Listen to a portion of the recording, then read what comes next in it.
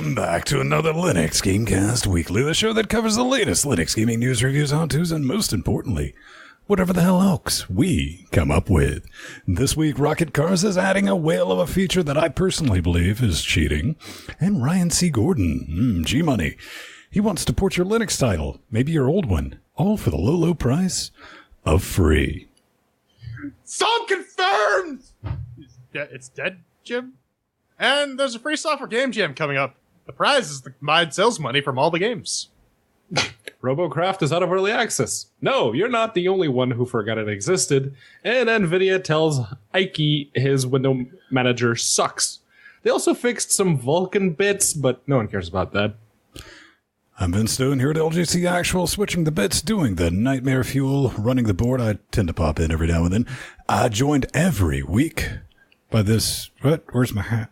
That way. Our Canadian bureau chief from Toronto. That's one. I gotta poop so bad. Oh, it's kind of brilliant.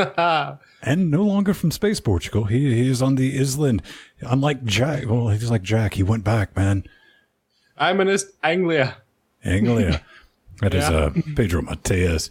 And joining us, helping us form that last, most special bit, Shadow Realm Dynamic. That's right, Cocaine Voltron, baby. Before we get started, we do like to see what's going on in each other's life organs. I want to get this out of the way.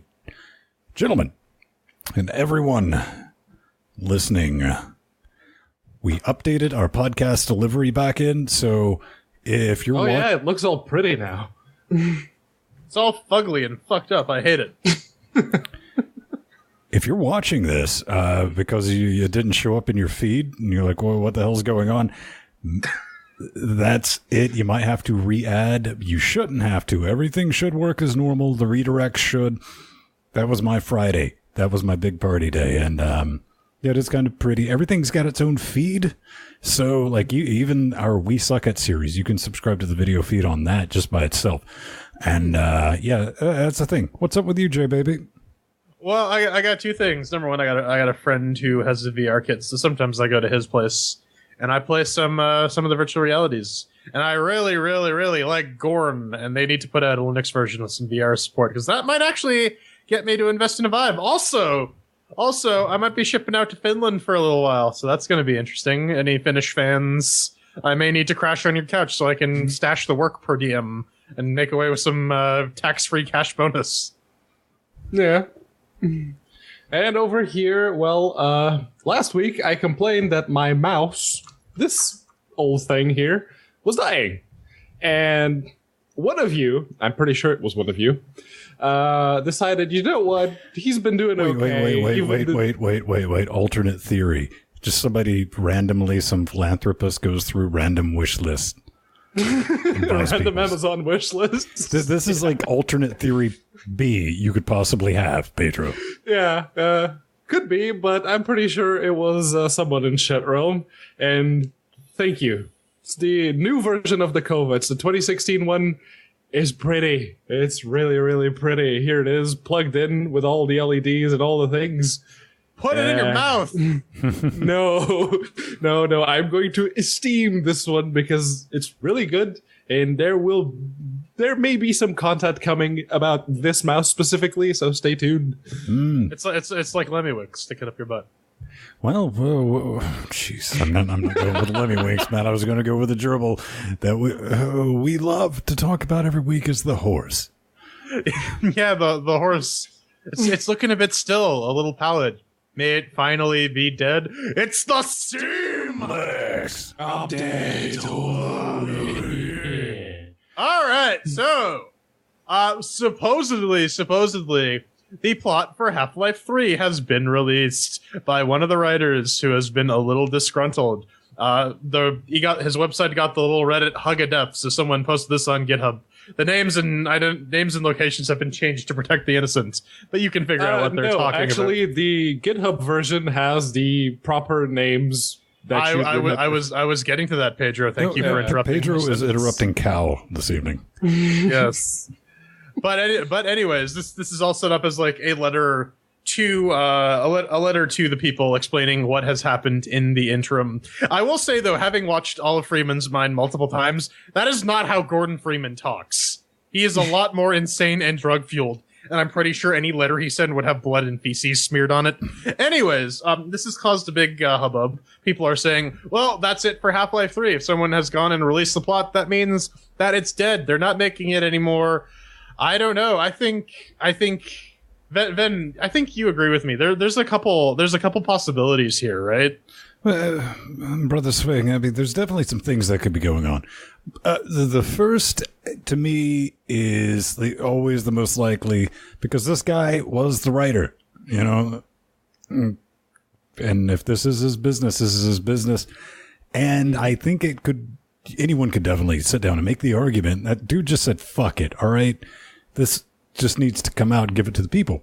However, even if this is 100% legit, and this was what was going to happen, it doesn't matter in the long run for two reasons. Jordan has a third. The first one, the damn thing's never getting released, son. Don't have to worry about it. B, in this Walterverse that might exist where it does, sure as fuck all won't be this story. And of course, there's the last possibility, which is just this is a big old elaborate troll. Valve has not been object to this in the past. Could just be a disgruntled employee saying, haha, I'm just going to fuck with people. This is a really late April Fool's joke. People are jumping to all sorts of conclusions. We're going to have to get them some mats. Yeah, everyone's saying, oh, disgruntled employee trying to spoil the story. Was he disgruntled, though? Because, yeah, sure, he was the writer. He was a video game writer. He was the head writer in Half-Life, Half-Life 2. And the episodes. But yeah, he left Valve because Valve isn't making games anymore, so he went to work for people who actually do, I think. So I don't know about the whole disgruntled theory, but I am very, very much inclined that yes, this was the rough outline, the draft, the plot of episode 3. There's one additional point too, and that is if this is the real Magoo, then Valve is going to sue the fuck out of this guy for breach of contract because that is not his IP, that is Valve's IP. Yeah, I mean, yeah, if it was done on Valve time, but no, I mean that's why I changed the names. This is true, but yeah, he'd still get sued from Orbit. Who knows? Elaborate troll theory is legit. That might be giving it more credit than it deserves, and Valve is kind of been cagey, saying, "Hey, man, if we're getting some Half-Life that doesn't rhyme with 2, it's probably going to be on VR." But it's gonna be a card game. Speaking of VR, hold on. Jesus. I do kind of want to ask people with source filmmaker chops to take this plot and make a little animated short. That would be neat. Well, they should make it porn as well because that's what source filmmaker is for. Anyways, you want to get a Vive? You want to get some VR that actually works on the Linux? Because Oculus has dropped their price significantly. It's like $500 Canadian. That's like what, $3 US? Mm-hmm. That's pretty good. But Valve is also they're also dropping the price on the Vive. Well, HTC is. It's going to go down to $600. Comes with a free trial to the Vive port, whatever. So on and so forth, and yeah, that they're trying to make VR a little more attractive. I don't know. I think they're just trying to clear out some stock before they release the Mark II because they've been pushing that new tracker ASIC pretty hard. They want the devs to get on that, and it's the old stuff isn't there is some level of forwards backwards compatibility here. So maybe they're just trying to clear out some stock. We're gonna get to some more speculation drive in an upcoming story soon, but. What do you think about this? Well, man, I like numbering things because I definitely believe this was one of two things. The story we're going to talk about in a hot second was going to be my second point that didn't get released until after I'd already made my second point.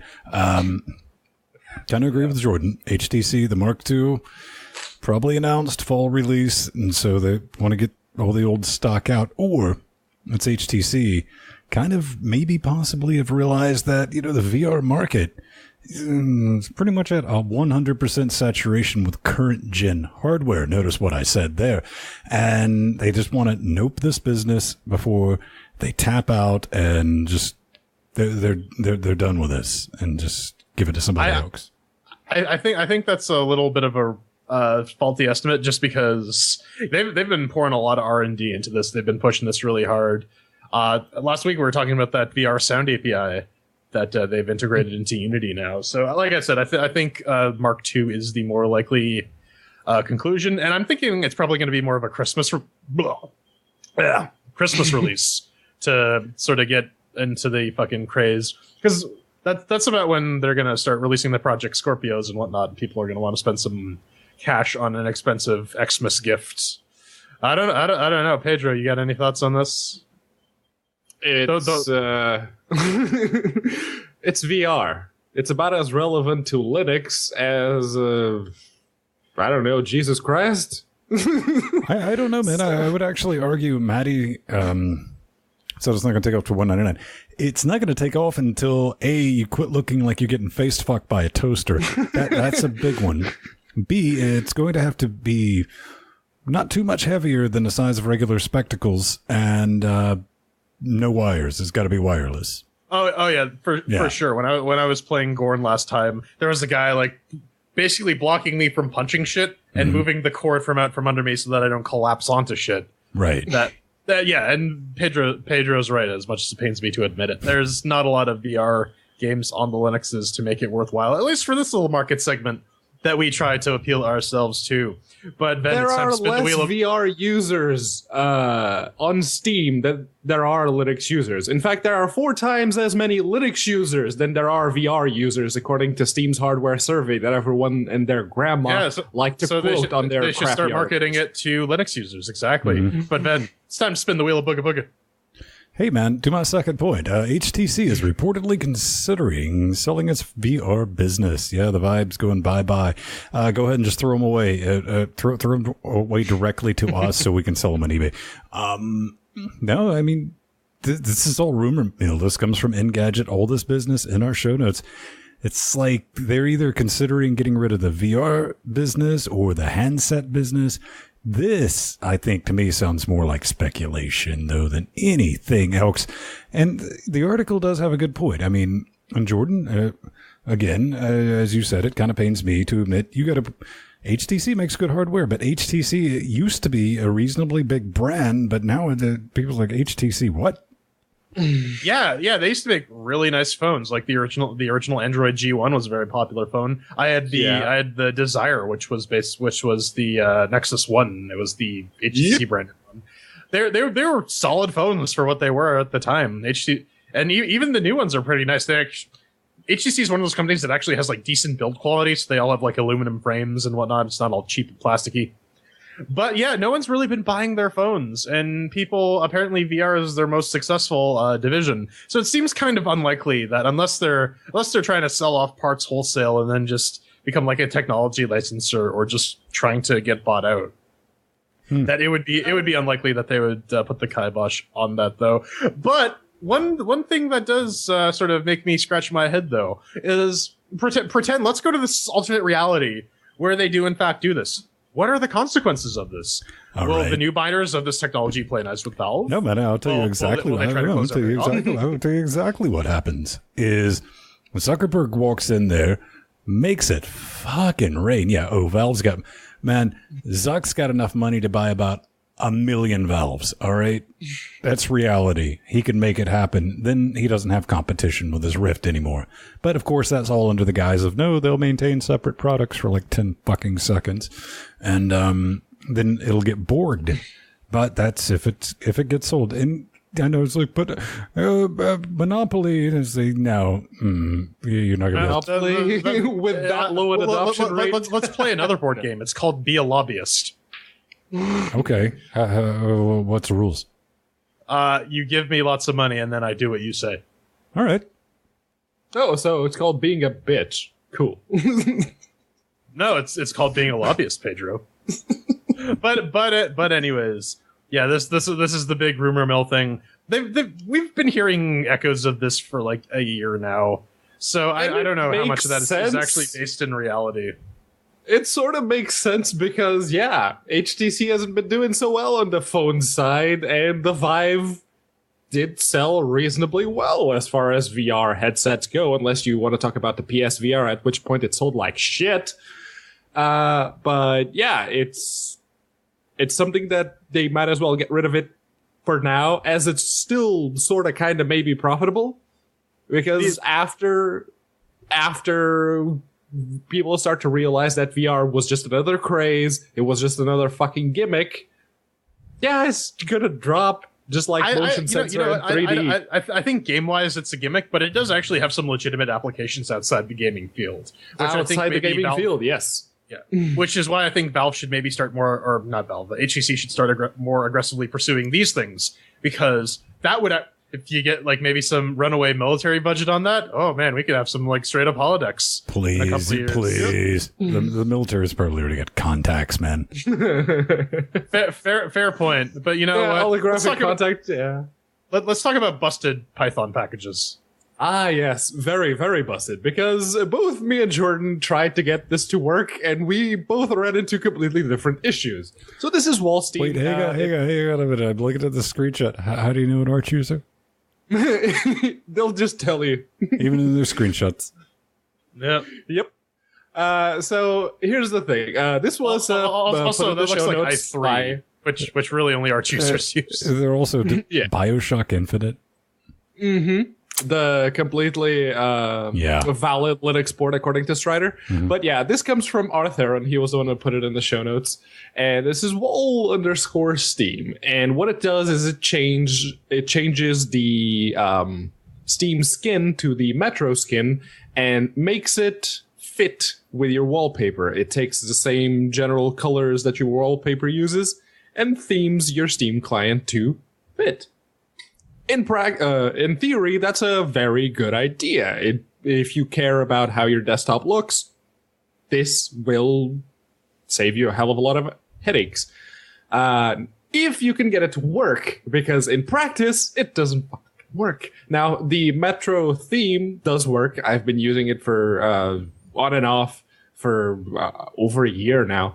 And every now and again, Valve will release an update that breaks the theme, but then it's just a matter of waiting for the theme developers to update it, and it works just fine. This, on the other hand, doesn't work. See, on my end, I tried to sudo pip install Wall Steam, and it would say, oh, you need to have Python version 3.5 or higher for this to work. I have version 3.5.1 installed. So let's just say right then and there, I kind of lost interest. Jordan, you also had an issue. At least it installed for you, right? Yes, because I have updated Python libraries and updated pip because I run Fedora and that keeps things reasonably up to date. Yeah, but the Buddy's pip package does not work out of the box. You know, that official install mechanism that they have front and center on their GitHub page. So you need to have ImageMagick installed for one. Number two, you actually need to run the wall utility to generate the color palette. Funnily enough, it didn't really click in my brain until after I got it kind of working. There's a screenshot of it in Discord somewhere. I'm not going to make Ven scroll up. I'll throw it in the show notes if I can. I still have it on my desktop, so I'll throw it in the show notes when I make the post tomorrow. But my wallpaper is basically the same colors as the default Steam theme, so it didn't really change much other than add a busted Metro theme that doesn't have play buttons, fucks up the Steam Workshop locations, and so on. You can see that Nightmare Fuel in Pedro, show notes. I'm looking in the show notes, Pedro, and that was my only request. I give zero fucks about form. Function is what I care about. High DPI mode would be an excellent thing, and you say there is an unofficial skin patch for this unofficial mod? Yeah, it's the Metro theme. It's an unofficial skin, but it's actually one of the most widely used ones, and it has the best support. Mm-hmm. And there's also an unofficial patch, which actually fixes a number of issues with the regular skin on Linux. There's a font fix for Windows there too, and a patch specifically for high DPI in all OSs. Which actually it's been used a lot by people on Macs because of the whole Retina thing. It makes everything just look a hell of a lot nicer in those screens. But yeah, it also works for high DPI. In that thread, there's a bunch of people using 4K screens on Linux say that that's been working. So yeah, it's just a matter of following the links. You'll find it. All right. What do we have coming up next? Up next, we have Ragnar Lothbrok. And, they totally went for the Vikings characters there. And it's an hack and slasher Diablo-style thing. And admittedly... I'd say it's more along the lines of Victor Vran, because you can do, like... no, see, it's more along the lines of, like, Diablo 3, that kind of... Well, it sucked, but yeah. Diablo 3, Path of Exile, sort of the type of deal. And it's Viking-based. It's the Wolves of Midgard. It's being published by Calypso. Those are the people behind... they're also the people who published Victor Vran. But yeah, it came out originally Windows only, but the Linux version is now available. And the reviews haven't been good. Well, they've been neutral. That's, one of the first things I noticed about it, this thing slammed into the mixed, the next day. And, it looks visually it doesn't look half bad. It looks a bit of all right. It's got online multiplayer. It's got that going for it. It's not stupidly priced. What is it currently? $17.49. It's 50% off. Okay. Normally, is that $39 or $29? Ooh. I have it set as normally $43.99. Yeah. Regularly $39. Yeah. Fuck that. It's currently half off. $19.99 is probably where this thing should be in the first place. But, I'm willing to take the Pepsi challenge. I'm sure Pedro's already contacted the... I have. They haven't replied, but I sent an email to both Calypso and the developers. What's their name? Games Farm? Mm-hmm. I haven't had a reply yet, so I don't know. The Vran guys got back to us, so there's a chance. But that's a completely different developer because, yeah. Yes, it's not Hemi months. But anyways, no. Yeah, I like Vikings. I like action RPGs, hack and slashy bits. I might actually be into it, but yeah, the issue seemed to be that the controls are kind of borked. I mean, it's a hack and slasher. You usually just need a mouse. How do you cock that up? There's some hack and slashers that don't actually require we've been doing this long enough to where I can list I know examples. exactly how you cock it up. Right. It's just how in 2017 are you still cocking it up? It's an art form, man. Some people got it, some people don't. Okay, I mentioned this right at the beginning. From Rocket Cars, Rocket Lags, incoming. You asked for it. Somebody asked for it. Transparent aluminium goalpost from the future that will save the veils. Hello, computer. Computer? Oh, how quaint. You have to use manual input. Yeah, they say we're adding new feature, Syntec, Rocket League update, autumn, blah, blah, blah, blah, transparent goalpost. Okay, drastically change how you see. No shit, it's transparent. Really? A lot of people were asking for this, and this is the type of shit back in my day you needed a cheat code for your fucking Game Shark for. That's all I'm saying. Yeah, that's wall hack. And then again, the game already had a wall hack. Okay, exactly. Pedro, good idea right there. Yeah, this is some bullshit hacked up drivers that you would download for the transparent. Yeah. So as someone who sucks at Rocket League goalie, so I feel completely qualified to ask this question. How would this actually change the balance of the game or the gameplay period? It wouldn't really, because you could already see the outline of the ball where it was, even if you were in a position that particular bit of wall obscured it. Still, I mean, it would be obscured. This is completely not. Yes. You still have to do some mental calculations of where that how far is it right by the size of the outline? Yeah. I really don't see the difference, but then again, I'm not like a savant Rocket League player who knows all the little ins and tricks and whatnot. So, I mean, this just kind of seems like a nice to have to me. It doesn't really fundamentally change how the game is played. It just is a little bit of information for the goalie. I don't know. I don't like change, but I do like sequels, and that's what we have next. Oh, yes, Escapist 2. Not the Escapist that Pedro gets a boner over. This is from Team 17, or at least... I really like published. Zero Punctuation. Yes. Put your pants on, Pedro. Seriously, no one wants to see that. Anyways, it's a game where you craft and try to escape. You're basically playing Homer from that one episode of The Simpsons where he gets trapped on the islands. This is like a less expensive prison architect, huh? It's sort of like it's the inverse because you're trying to break out. You're not trying to build the prison to keep people in. But it's a little expensive for what you're getting ultimately because it's $22 Canadian. And given the history of Team 17 Linux ports, they've had some issues with the non-Ubuntu's in the past. I feel a little sketched out. Oh. Yeah, no, Team 17 has had many problems with several distros, not just non-Ubuntu ports. Remember that Worms game that you had to actively nuke the runtime and just set a completely Pedro, do you blank... remember a Worms game where we didn't actively have to spend 30 fucking minutes to get it to launch? Clan Wars? That one worked out of the box? Maybe. Ish. It was the only one. Every other one just cocked up badly, but yeah, it's not just non-Ubuntu distros, it's Team 17 need to up their Linux game. Hey, I hear that Ryan C. Gordon is doing ports. Might want to get in touch with him. Wrong segment, Pedro. No spoilers. Bad. Don't let me get my rolled up newspaper. Soon, you'll hear about that soon. Right. But up next, it's a game I actually played a lot of in early access, and I completely forgot that it existed.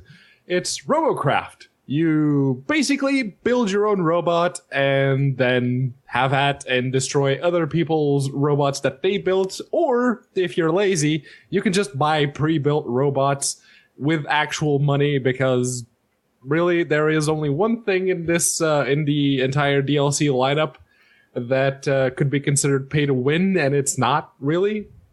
All it does is it doubles the amount of skill points that you get, but the skill points are so freaking useless. And the rest of the DLC is just visual stuff, so it doesn't really make much of a difference. Is it the $54 DLC or the $38 DLC? Yeah, there's definitely some $50 DLC, but the main reason we're bringing this up is because this game is available for that low price of free. So, free to play, but currently in wet, stinky American caches, free to play $116.96 for a good time is what I'm hearing. Mm-hmm. £90. $128.66 Canadian monies. £90 of the old pound sterling. There's £90 worth of DLC in this thing. But yeah, I never really bought any of the DLC, and I used to be alright at this game. Played it for 73 hours. And then they made a few changes. They used to have different tiers, so if people didn't have the chops to like build a super powerful robot, they would be put in a lower tier. And now they nuked those tiers. I don't know how matchmaking works, but when they first introduced it, it was completely broken, and I kept getting matched up with either noobs, people who literally just started playing and it wasn't even fun, or just people that were so much better than me that I just couldn't do anything. I'm going to tell you exactly when I would have been excited about this game, Pedro.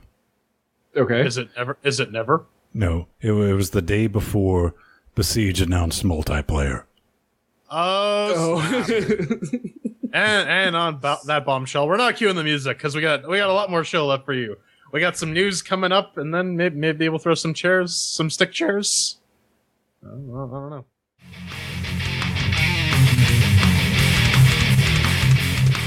Boys and girls, ladies, gentlemen, and everyone in between, it's the Chat Realm Appreciation Hour. Well, I hope it won't take an hour, but it's going to be a while because a lot of you decided to send us things and give us money this week. Thank you. It will take an hour because I'm not going to keep that up. Fuck that. All right, yeah, okay. Give us money. Here's how you do that. LinuxGameCast.com. Click the support button. We got Patreon. We got Amazon affiliate links. We got a wish list. Buy stuff through the affiliate links. We got PayPal buttons. We got Bitcoins. Woo! All right, head on over to patreon.com/LinuxGameCast where you can... Oh, man, they changed some more of it. It's so ugly now. My God.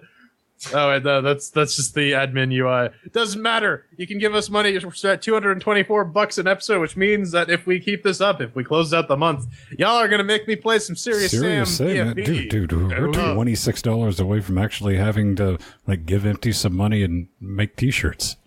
This is also true. So if you want an LGC novelty mirror, give us more money. We got a lot of exclusive content for Patreons. We got bi-weekly streams that you can check out. And we got a Wednesday show entirely brought to you by the lovely folks at Patreon. And hey, beautiful people, don't forget, we got a pre-shows, and you can check that out. You get your custom RSS feed. You get access to our Discord channel.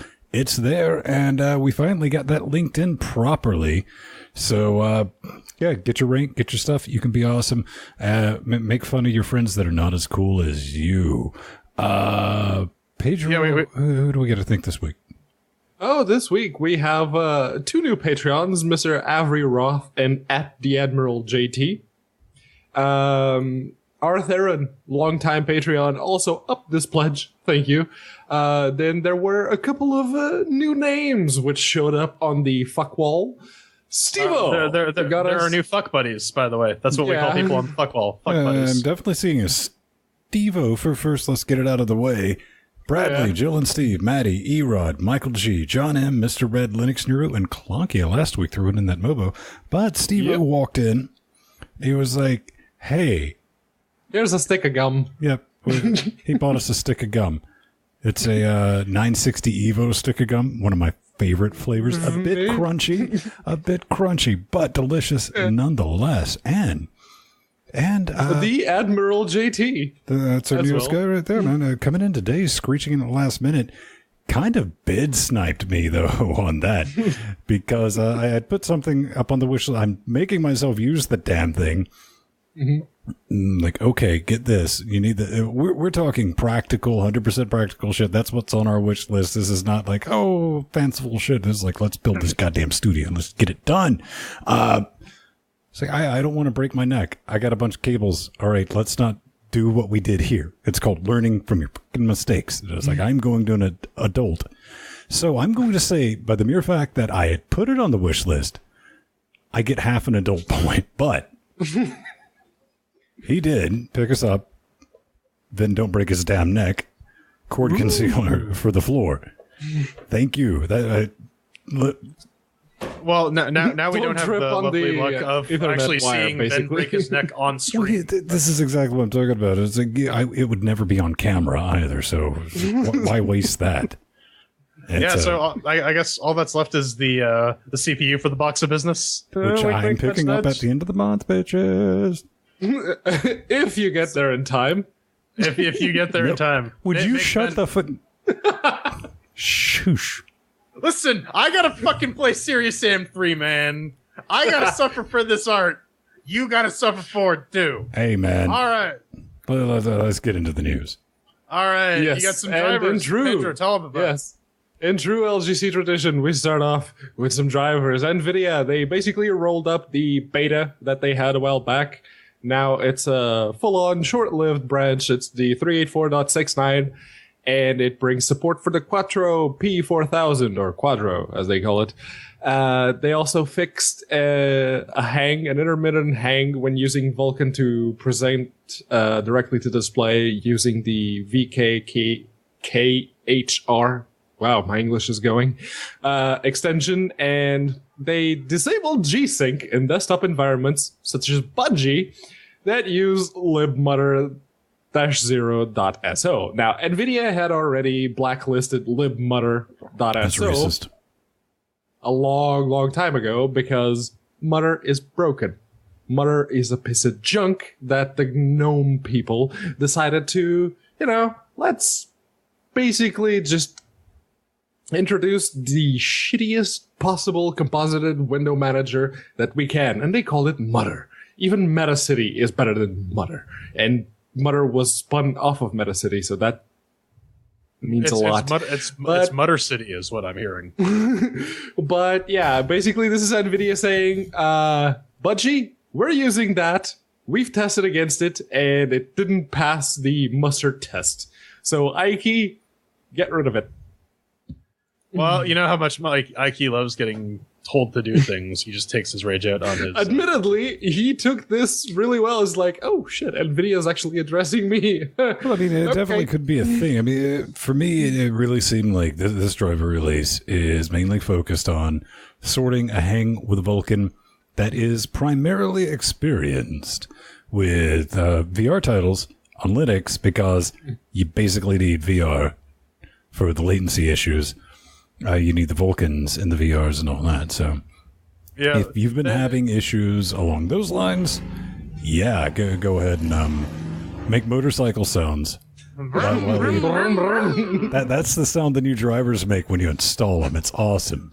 They also did take out something for downloading updated driver precompiled bits, because that uses old installer functionality using FTP, everyone's favorite file transfer protocol. And they fixed an SE Linux issue. Yay, people who still use SE Linux. They've gotten rid of all of the FTP bits at this point, at least I think so. We've been getting, like, the changelog has included something, we've removed another bit of FTP functionality. We just can't get rid of it because it's everywhere in the drivers, apparently. Indeed. Icky butts. Hey, man, he has a request for Intel. First off, shine on, you crazy diamonds. That's what he says. This patron has gone over 750. And I've run out of gold tiers, so he kind of went crazy with it. If you get to $2,000, you have to live stream yourself eating a worm or something, which he will do. I know, Ryan. That's absolutely He's just going to put it in a grilled cheese with some mayo. But more importantly, he's like, hey, man, do you know of a Linux port that you want done by a guy that kind of does them, and you don't have to pay anything for it? Yeah, he's up for that. And of course... Carmageddon Reincarnation, that first comment. Oh, really? Yeah. Yeah. Another suggestion, Carmageddon Reincarnated. You know what? Don't port that. I will DM Icky tomorrow and be like, nope, that one's getting blacklisted. You do not do that for free, son. Ideas, thoughts? All right. Sounds like a fantastic idea. We love Ryan. And go back and watch. Pedro and I had a nice little chat about grilled cheese with him on our Wednesday show. You can go find Captain that in our archives. Yeah, man. But I mean, it sounds like a fantastic idea at first, because the only thing that worries me, like genuinely worries me, lads, is porting something's. I love you, Ryan. Maybe you're watching, or somebody just sent you to what I'm about to say next. So it's not going to be the best thing in the world because I'm apologizing beforehand. Ryan's really good at getting things running on Linux. Not the most performant ports, however. Yeah. I think I'm being fair, but more importantly, porting is one thing. Support's going to be a whole different can of chainsaw. This is true. This is true. And I mean, as much as I love to take another trip to the land I wish, I'm still waiting on that blowjob ice cream crap and robot man. I mean, I agree with you, Ben. It seems like a good idea from the outset, but pro bono reporting work seems like it's not going to be ultimately sustainable in the long run, because they're going to be like, oh yeah, give us our crappy Linux version. It's gonna work, quote unquote, and then nothing much will come of it. Though, to be fair, he does have a good amount of background with Unreal Engine 3 games, so maybe give us some of that Dragon Ball Xenoverse goodness. That's Unreal Engine 3. Yeah. There are a few Unreal Engine 3 ports that he could do, but I am willing to say that maybe this is a good idea for older titles that don't require a whole lot of support outside of, getting it working. You get it working to a point, let's just say get it to Goat Simulator point. All the ports that you do... Could we get about like 6 steps beyond Goat Simulator point? Because at least Goat Simulator level. Goat Simulator kind of runs like a reworn piece of shit on Linux, To be fair, it runs like a reworn piece of shit on Windows too, because it's supposed to be broken. That being said, yes, Ryan, you need to work on those port performances. The other thing that kind of bugs me too is if devs get into the mentality of, we'll just toss this shit to Ryan. It's gonna grossly discourage people from actually working on native Linux ports and working with cross-platform tools to make it so that you don't really have to do ports because your engine supports it out of the box. But speaking of engines that support Linux out the box, we got a game jam coming up. It's jam time.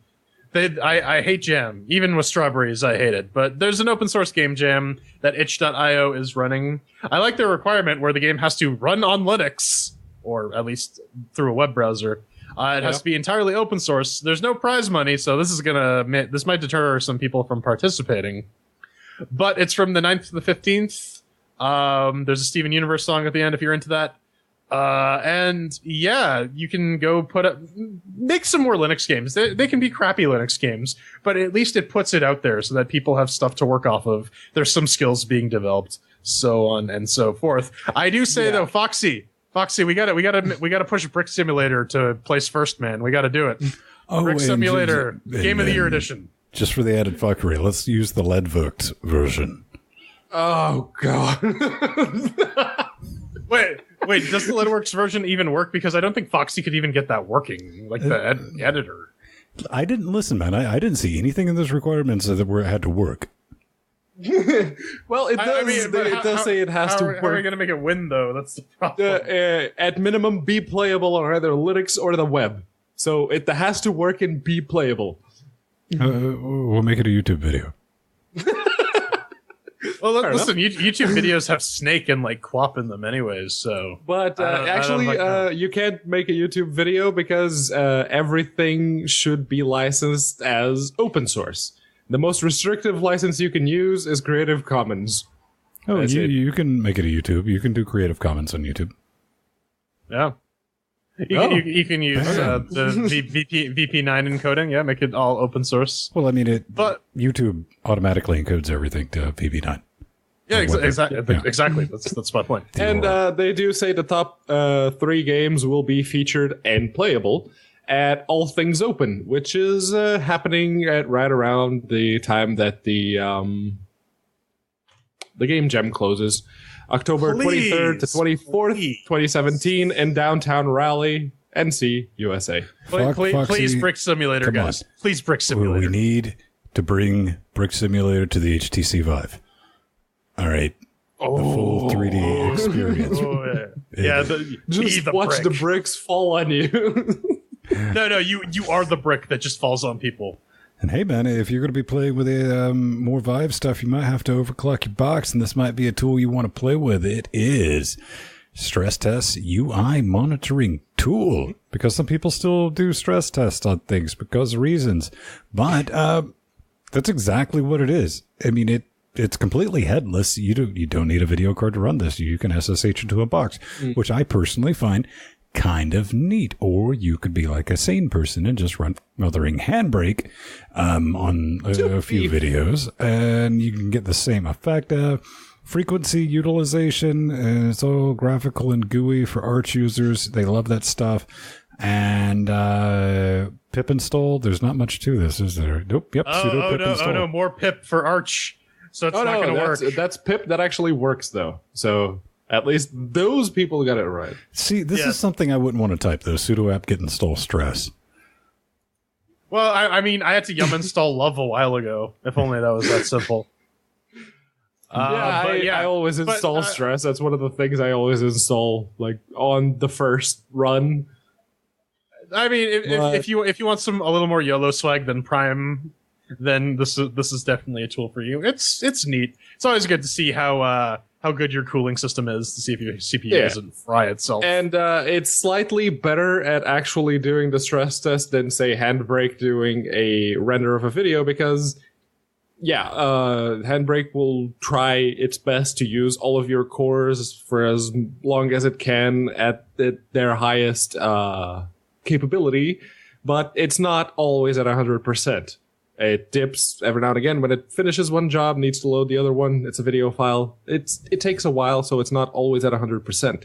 Stress, on the other hand, is a completely I can keep Handbrake running at 100% for over an hour at a time. I do this Sunday, and I've done it for 260. But whenever it changes jobs, I'm not talking about jobs. I'm talking about for an hour. You want to run stress tests for over an hour? Yeah, if you want to properly test an overclock, yeah, you're going to want to keep those processors pegged for as long as you can to see whether or not it's going to crash, whether it's not getting enough But voltage. wouldn't you want to see whether or not it would crash with real world and not the synthetic bullshit? Because the synthetic bullshit, if it doesn't crash with the synthetic bullshit, it's not going to crash with the real world shit.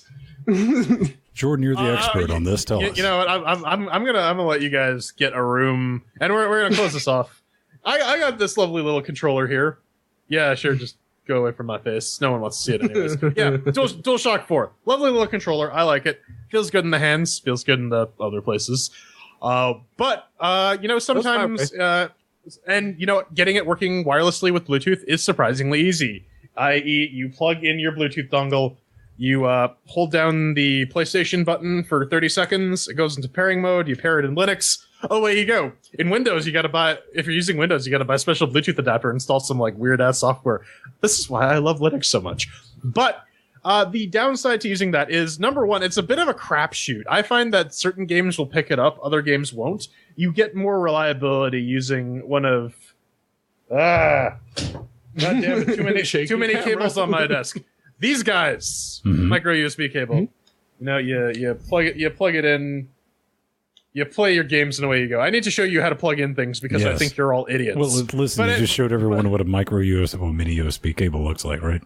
Yeah, because you're all idiots, obviously. You too, buddy. But anyways, they have a little GNOME applet for checking the battery on your DualShock 4 controller, so you can get that up and running if you're using GNOME. If you're using Mutter, like Pedro highly full-heartedly endorses, you can finally get a little pop-up that says when you actually need to charge your cable, or like Ben says, just keep it plugged in. It seems to be the best way of handling things. Also, by the way, Steam will keep track of this stuff for you as well.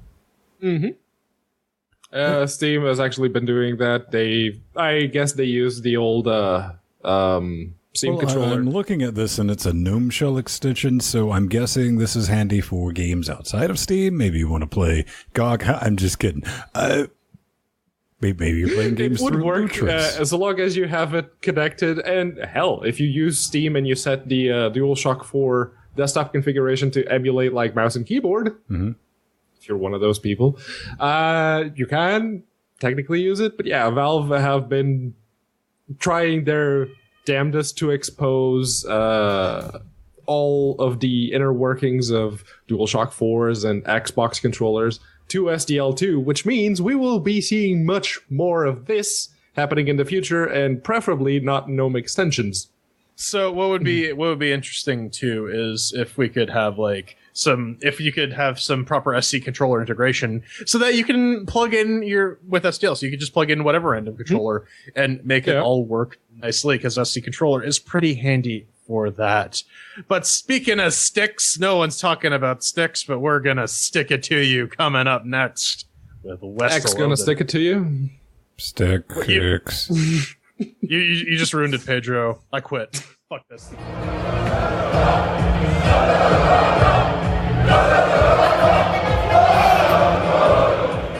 I hate you. I hate you. I hate you. Hate you slightly less. Fucking hate you. I hate you too. Oh man! All this hate makes me need to take a vacation. I'm gonna take a trip west of Loathing. Yeah, this is the chair acquisition for that. It's developed by Asymmetric on the Unity engine. What is it?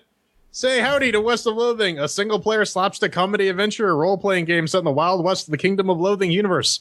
Traverse snake-infested gulches, punch skeletons wearing cowboy hats, grapple with demon cows, and investigate a wide variety of disgusting spittoons.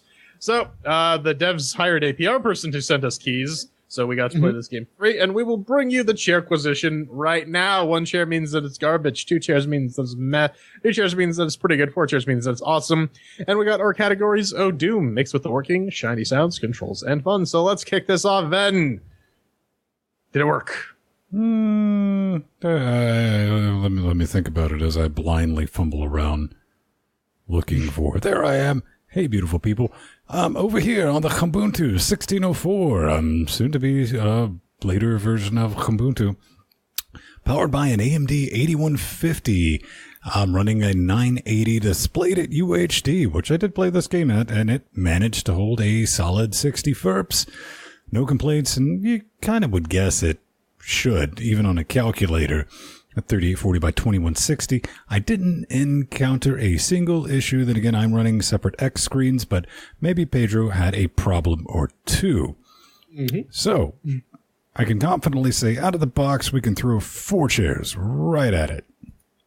Oh, yeah. I played this on my TV box, which is Fedora 26 based, as is the desktop. The TV box has AMD A10 5800K and a GTX 750 Ti. Regular box has an i7 6700K and a GTX 980. And it all works because it's fucking stick figures. Of course, I knew this was a Unity game when you saw the little Unity blue screen. Nope. Yeah. Yeah, Yep. but I mean, no issues whatsoever. If your computer has issues playing this game, you may need to upgrade beyond a 486. Just saying, 4 chairs. Well, computer didn't exactly have issues playing this game. It's just that it likes to spawn on the wrong monitor.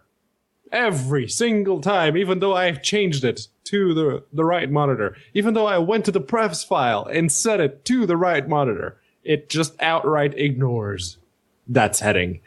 Also, if you want to play with a color scheme which doesn't sear your retinas like the one you're looking at right now, well, then I hope you get some sunglasses until you unlock the nostalgia perk and get the smooth sepia color scheme that comes with it, because otherwise it's just going to be glaring white. Yeah, but the game should also have a big warning screen saying, hey, the LED backlighting in your monitor didn't just die. It does. It's called a Steam achievement. The moment you unlock that, you get one. Also, spawning on the wrong monitor isn't a bug; it's a feature. But tell them the truth. It's 3 chairs is what it is. So Pedro's nitpicky nonsense brings us down to 3 chairs for makes with working. How about Shiny and Sounds, Ben?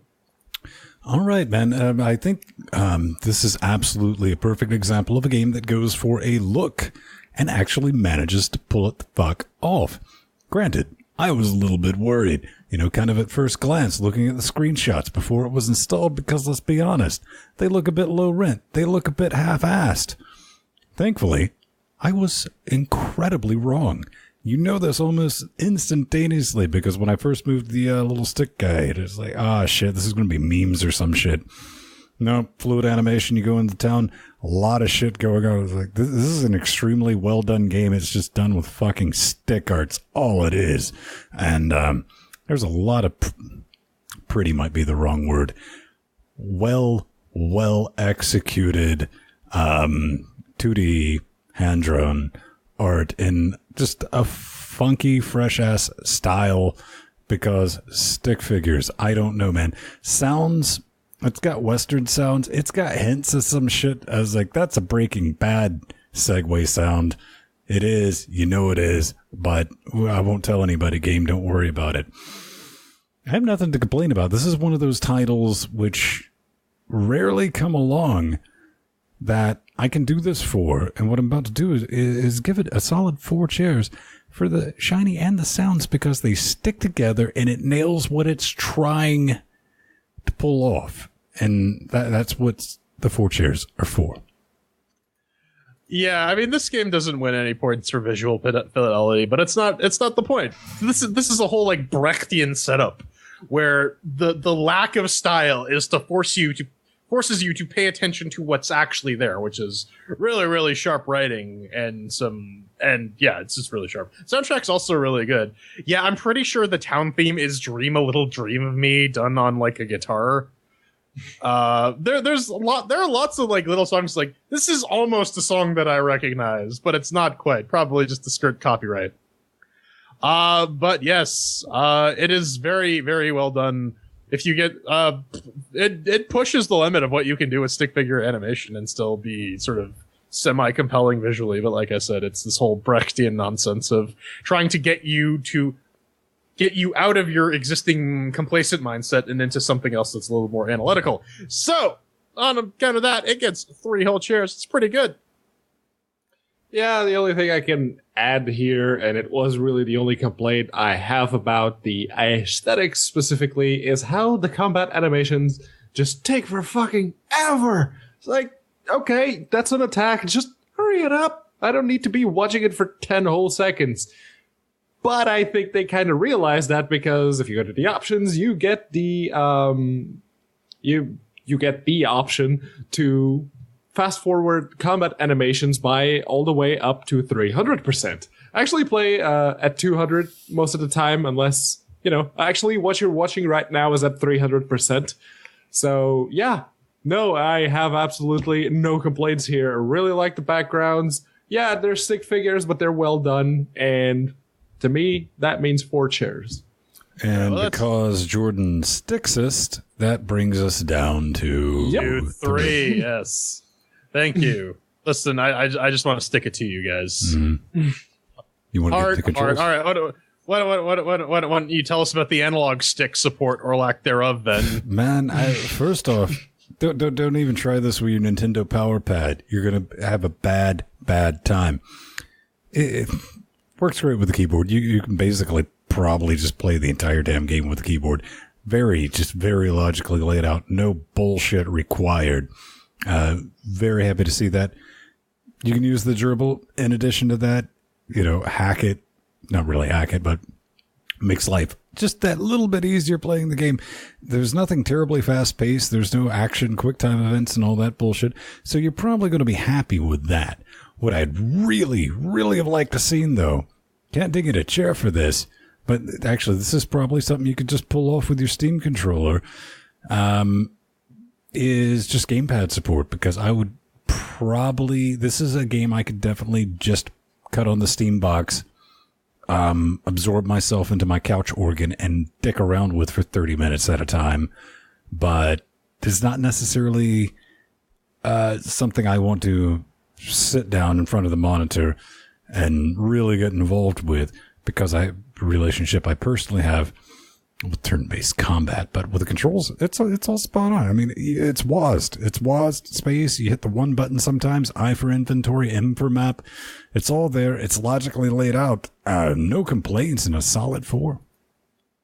Yeah, basically what Ben said. I would like some controller support. I got around that by sprawling out on my couch. I got a wireless keyboard with a little touchpad attached to it.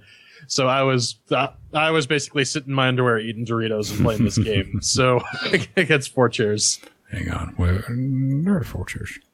I think, if you have a Steam controller, an Xbox 360 controller, a DualShock controller, you can just set those to emulate mouse and keyboard, and you can play the game on Steam. I would complain about the fact that you can't rebind keys, but as has already been mentioned, everything is logically laid out, and they mirror WAS to the directional arrows. So, hey, it works. It works well enough. So, 4 chairs. All right, well, that's 4 chairs for controls. Let's put a bow on it. Ben, did you have fun playing West of Loathing? Well, man, listen here, partner. Listen, so far, 2 hours in. Well over 2 hours in, probably almost touching that 3-hour mark. I don't hate it so far. It absolutely, definitely has that going for it. It was kind of strange because I've been watching on Thursday streams, Jordan and Sandy. They've been throwing down the Crimson Court, and I've been learning, unintentionally learning some stuff about how to play turn-based strategy, like stacking effects and stuff like that. I've been using that, and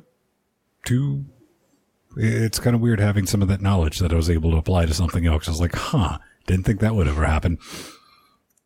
But with this is a role-playing game, RPG. You go west, you do your shit, whatever. That's kind of the whole point.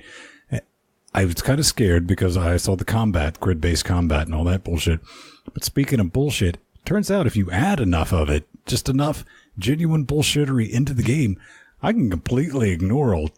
It was like, what was it, Daisiga or whatever? That was just so Japana bizarre that I was like, I don't care. It's turn-based combat. This is just so fucked up and sideways. This kind of does that same effect to me. Absolutely don't mind it whatsoever. And it even has options for people like me. It's an auto skill spending point, so I don't have to spend time playing Spreadsheet Simulator 2017. It's got it right. So for a filthy casual like me walking into this, I can sit down, have a good time, laugh at the fucking fart jokes, enjoy the stick animation and the horse with the googly eyes. It's all there. And on top of that, if you want to get into your spreadsheet simulation like these other two dorks, turns out you can do that too. I feel, coming in with that price, and definitely going to keep playing this, because why the fuck not? I'll give it why the fuck not 3 chairs. Check that business out. I like it when we actually have a game that doesn't suck. Yeah, I'm a bit of an RPG nerd. I have lots of RPGs, computers, and books. Otherwise, you can believe me when I say, and having written a few as well. This is a really well made RPG. The system is very, very simple to grasp. There's like 3 main stats. Everything is laid out very cleanly. You can very easily figure out what the hell it is you're doing. And it's deep and robust, despite being very, very simple. I think my favorite part of it is like the trait system, because it actually rewards you for taking different approaches in the game by giving you neat little things that will change how your character plays. So you can like enchant skulls and bones and like summon zombies and shit like this. I've doubled down on necromancy, so I have a bunch of traits now that nuke my stats. But it doesn't matter, because I can summon a million skeletons and just overrun things. It's pretty great. I'm quite a fan of it. And so here's the thing. The game is fairly transparent insofar as it devolves into a non-stop string of fetch quests. There's even an area where you basically have to be a bureaucrat for about 3 days. Oh, Ghostwood. Oh. Ghostwood is rough. I got through that entire fucking thing. That took a while. There's also a lot of like skill puzzles too that actually require you to brain on things, which is really cool. Like in the graveyard, I went through all the puzzle things and I got 1,000 meat out of it. That's the other thing I love about this game. The money is meat. It's great. Mm-hmm. Yeah, the game for sure has a wicked sense of humor, and it just spills through everything. The item descriptions, the dialogue, the enemies, the names of things. It's by far like the thing that will just keep you coming back. The open world aspect is nice too, because you can just kind of wander around and discover things, and you'll be like, oh, I filled out this area. I've done everything that I need to do. Oh, there's some more stuff. Plus, you always got to unlock skills or find items that'll make you backtrack and give you other cool stuff. It's very well done. I am a big fan of this game. If you're into role-playing games, I highly recommend it. If you're not, hey, it made Ben change his mind about turn-based shit, so that's got to be something. 4 chairs. Yeah, don't see that happen very often. But for me, my all-time favorite game is actually one that has turn-based combat as well, just Fallout 2. I love... Fallout 2 had this perfect blend of serious, epic journey with wacky, self-referential, and at times self-deprecating humor. It was a game that, even if I already knew every nook and cranny, and I knew every possible outcome of every quest, I do, every last random encounter and how likely I am to find it, I do that too. I am always going to keep going back to it. Not for the sake of nostalgia, but because to me that game represents the epitome of something which manages to be great despite its technical shortcomings. It's I guess worst of which would be the fact that Bethesda now owns the rights to it and it's not on Linux. Now, West of Loathing, going back on track, West of Loathing is on Linux, and even though it's actively trying to parody itself and other games in its genre, like Fallout 1 and 2, it comes out with a stick figure aesthetic. It succeeds at recreating exactly what I liked about Fallout 2. Those old games didn't have great visuals either, so they made up for it in awesome storytelling. And West of Loathing slaps around with as many storytelling tropes as it possibly can, and still manages to be an interesting and compelling game. Remember if you've been watching us long enough, you probably remember my old spiel about aesthetics, narrative, and mechanics in video games. West of Loathing is a game where the narrative is king, but they still manage to integrate proper video game mechanics into said narrative. Jordan's already mentioned that. At the same time, they give you, the player, enough agency to generate your own player-driven narrative alongside the game's pre-written plot. It's awesome and appalling at the same time that a parody video game manages to be better than 99% of all straight-faced quote-unquote games coming out these days. If Hollow Knight hadn't come out this year, West of Loathing would be my GOTY 2017 right now. 4 chairs. Well, that tallies up to about 3 whole chairs. I had about time to read through the entire fight section of Burning Wheel, which, if you know about that game, you know that that took a long time. But anyways, 3 chairs for fun, tally everything up. That's 3 chairs for West of Loathing. I think it's pretty unanimous here. Buy this game. It's good. It's really good. Yeah, I mean, come on, $10.99, and how many hours of gameplay do you think's in here? I would probably guess maybe 15 to 20 hours. I'm only at 6 or 7. It's a great little... It takes a while. Yeah, I mean, you can go from fuck around game to, serious business. Mm-hmm. You're playing a very serious, well done RPG that just happens to be with stick figures, and you learn about cow punching. Yep. And digging through spittoons. Yeah. Same as shit. And it's, this year so far there have been 3 games that I really, really enjoyed. It was Dirt Rally, Hollow Knight, and now West of Loathing. Good fucking game. Well done asymmetric, but then again, well, I already enjoyed Kingdom of Loathing back in the day. So, yeah, comes to no surprise that I enjoyed this one as well. Oh yeah, no, this kind of came out of nowhere. I gave this a look. It's like, oh, this might be all right. And then, 7 hours later, it was about like 3 o'clock in the morning when I stopped playing last night, and I'm like, oh, it's one of these. All right, well, time to get some sleep and play some more of it. So, West of Loathing, good game, buy it. Coming up next, Ven fucks around with OBS and we see if it crashes again.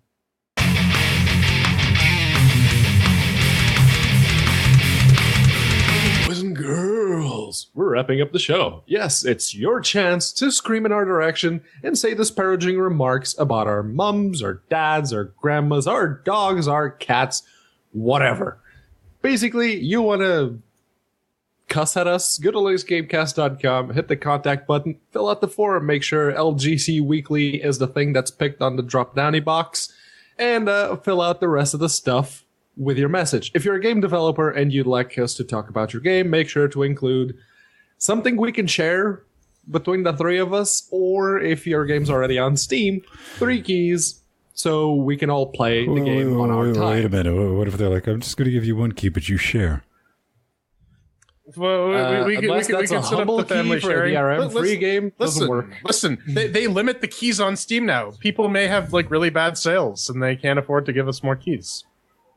Or if they give us keys and the game turns out to be actually good, then they'll probably get a few more sales to compensate for those 3 keys. Mm-hmm. Just saying. So what do we have coming up first? You got something on Twitter. You posted a little picture. Oh my god, you look so young in this. It's so weird. It's so weird. And T Brown forged the T Brown memorial mic from like the fires of Mount Doom, and he says, "What witchcraft is this? The curious case of Benjamin Stone? Are you old enough to vote anymore?" Look at that Punim. He's so babyface Ven. you just want to pinch his cheeks. He's so cute. So cute. Hey man, don't worry. We did our 5-year anniversary. I had to recycle the age thing. No worries. Maybe nommed on a Windows user or 2. No Linux users were harmed in the rejuvenation. My question is, Jordan, why do you look so damn old? Yeah, you're the youngest one, Jordan. What the hell? I'm just gonna say that's just attributed to just being plain old ugly. That's a cop-out, man. I mean, yeah, that is a cop-out. We're not exactly models here. And, you know, Pedro's brown, so he doesn't age very much. That's totally, completely racist. I still have baby face, and that's why I don't shave. You also have another type of face issue, but we'll deal with that later. Yes, it's mine. Jason writes in. He's like, all right. Hey, I guess he's talking about the game we played last week, A Party Panic. Why did you guys throw chairs at a game that was clearly, I state, clearly broken? Do you have nothing better to review? Or are you satisfying your sadomasochistic tendencies? Okay. Maybe it's a little room for column A, a little room for column B. Still, I'm sure there are other games analytics that require some lazy boy loving. Hope you get to the good ones soon. We did. We actually did that this week. We don't actively seek out the shit games because despite common belief, we don't enjoy playing shit games. It's called the chair QA-zition. We're doing the QA on the games that the developer should have. The real question should not be why did we throw chairs at a game that was clearly broken? No, Brad. No, that's not the question. The question you should be asking yourself, son, is why did a developer sell a game on Steam that was clearly broken, knowingly? And then gave us 3 keys to review it as well. Now, that's the main thing though, is like Ben said, 100%. I actually look forward to like when we get the Darkest Dungeons or the Warhammer 40k Dawn of Wars 2 or the West of Loathings, because these are good games that I actually enjoy playing that keep me coming back to reviewing these mostly terrible games. Sometimes it's fun to shit on things, but half of that is just a defense mechanism for, you know, having suffered through this traumatic process of the chair acquisition. And like Vin already mentioned, contrary to popular belief, we don't actually enjoy shitting on games as much as we do. But fact of the matter is, there's a lot of shit coming out. And I actively don't send emails to developers of games that when I look at their Steam page and then do some Googling, oh, it's a shit game. Oh, it's an acid flip. I'm not even going to send them an email. I'm not going to ask them for keys. I'm not going to give them the fucking light of day. So it's already being curated by me. And more importantly, the volume of fucking developers that have contacted us with their shit games that we're just like, you know what? We're not even going to mention this game's existence. You have a good day. So, yeah, those games that even if we shit on them, they at least looked competent enough on the Steam store and from the reviews and from the Googling. They look competent, so yeah, sure, I'll send them an email, ask for keys. Sometimes they send it, sometimes they don't. Sometimes they don't even say anything at all. So, yeah, it's not that we actively go looking for the bad games, it's just that shit happens. Shit happens is the mantra for LinuxGameCast. Yeah, that's basically it. Because shit always happens. Like, Bombshell's coming on. Because it's time to cue that music. You can always find us around 9:30 Eastern time. It's kind of brilliant. Go to YouTube, subscribe to us, click on the bell thing. That way you get notifications. Maybe that's not how you like to do it. That's how I like to do it, just because I'm lazy and it does all the work for me. We got a schedule button on our website, LinuxGameCast.com. Hit that. It's kind of brilliant. I want to thank everyone supporting this Nightmare Fuel, keeping us all the louds, all the lives, not doing commercials, and you might not like what we say, but you know we mean it. No one's influencing that business. Let's see. At Vin Stone, Twitter.net, plus Vin Stone. Type Vin Stone into Google. I'm not responsible for what you find. I'm Jordan Svung. You can find me online, shoveling through all the bullshit and then filling it up with my own human shit at The Burning Fool on Twitter, plus Jordan Svung on Google+.